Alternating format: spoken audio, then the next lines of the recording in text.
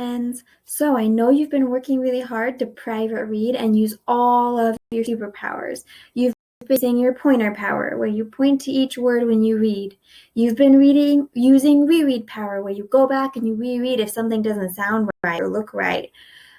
You use your partner reading to share with someone what you're reading and to look at pictures and say, oh, wow, and to share really interesting things. You use your picture power so that when you get stuck on a word and you don't know what it is, you can look at the picture to get hints for what that word might be.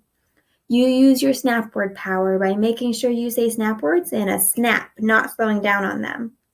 And then for the harder words, you use sound power, where you stretch out the word either like slow, like a turtle, or like a robot. You chop up the word. You use persistence power to not give up. You've been using book talk power to talk about your book and what's happening and how people are feeling. And you've been using pattern power so that once you figure out the pattern of the book, you can use it to keep reading really easily. But there is one power that is not on this chart that I want to remind you about, and it's a very important power. And that power is word part power. Word part power. And this is a picture of Mabel with her word part power. She has that lasso because she's lassoing words. She's lassoing two letters that can come together and make like kind of like a blended sound.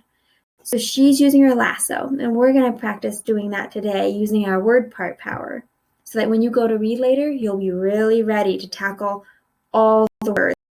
So these are two word part powers.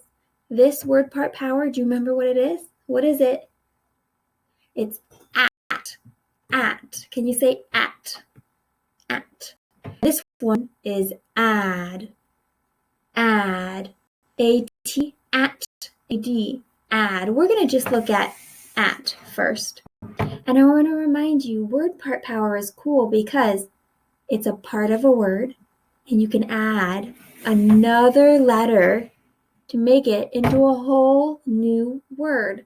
So we used to just have at, but now we have sat. Or we could take it away. Instead of at, we could have mat. Or we could even have rat. And remember, the cool thing about word part power is that if you see a word like this, you don't have to do it the turtle way anymore. You don't have to go like rat, rat and go slow. You can use your word part power to go at, rat. And you can make your reading sound a lot better by making you use your word part power. Okay, let's try another one. How about this one? At, fat. Nice job. So that word part power, this word part is called at. All right, let's look at another one. Now we're going to look at our word part power. Add. A-D, add. So this is a part of a word. Let's see, what do we get when we do this? Add makes sad. How about this? Add makes mad. How about this one? Add makes rad. Rad means really cool, like, oh, that's so rad. How about this one? Add fad. And that word part is what? Add. So we reviewed two word parts today. We reviewed add and at. And we remembered that word parts are special because you can add another sound to the front and make a whole new word. And we remember that when we go to read this word, we don't want to read a whole thing like a robot, like at, because we already know what these two sounds make. They make at. So we can just say at, set. Right, we'll try that now in a book. And I don't want you to just sound out the word slow. I want you to do your best to use your word part power and to say words in parts. And that's going to help your reading sound even better. So we know this. That's a snap word. The word part. Add. said, cat. Oh, do you see what I did there? I put too much work in because I said cat. But we know that part. Yeah, that's a word part. That's at. So we can just say cat. So much easier because we're using word part power. Right, read with me. The sad cat. Oh wait, he's sad. I better sound sad. The sad cat. He's sad cat. All right, use your word part power.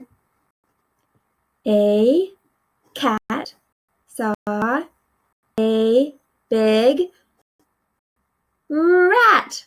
Whoa, look at that. The word part is in both those words. It's just a different sound at the beginning. Cat, rat. What else do you notice? Cat, rat. Do they rhyme? I think they do. Let's keep going. A rat had a top hat. Nice job.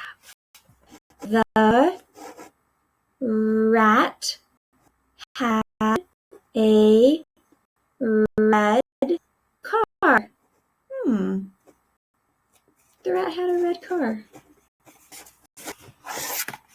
Oh, sad face. I better sound sad. You know this word, cat, was sad. The cat was sad. The cat had no hat. He had no hat. The cat had no car.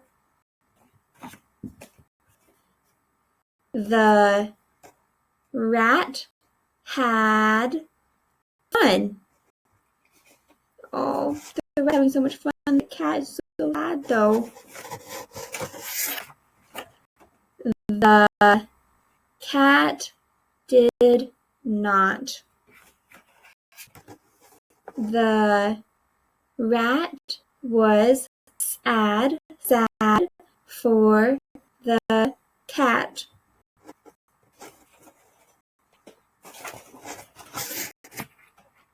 Get in the car, cat. The cat got in the car. What is that mouse? What is the rat doing with the cat? The rat noticed the cat was sad, and it looks like he's inviting him in the car. Okay, use your word part power to read one. The cat and the rat had fun. The end. Nice job using word part power. So when you go to read private reading today, all by yourself on the next slide, or it could be with a stuffed animal or with a partner, I want you to make sure that you are using your word part power. If you see a word part inside of a word, you don't need to slow down and say the whole word like a turtle. You know that word part. You know it in your brain. You know it by heart. So you just say sad makes sad, and then you can just read it just like that.